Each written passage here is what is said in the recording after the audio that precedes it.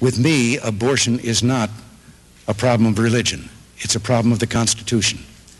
I believe that until and unless someone can establish that the unborn child is not a living human being, then that child is already protected by the Constitution, which guarantees life, liberty, and the pursuit of happiness to all of us.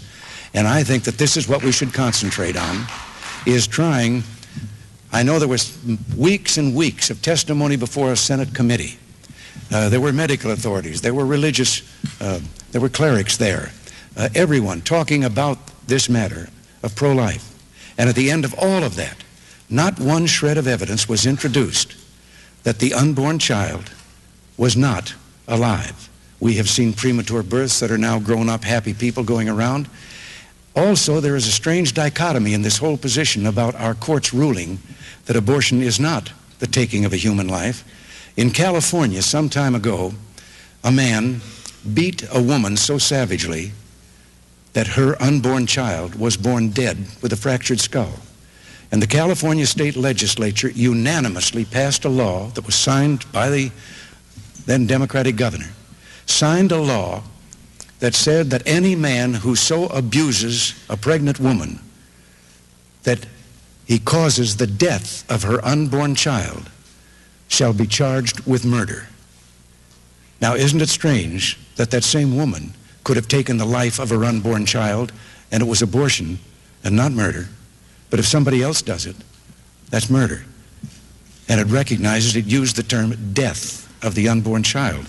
So this has been my feeling about abortion, that we have a problem now to determine, and all the evidence so far comes down on the side of the unborn child being a living human being. The laws regarding that always were state laws. It was only when the Supreme Court handed down a decision that the federal government intervened in what had always been a state policy. Our laws against murder are state laws. So I would think that this would be the point of enforcement on this.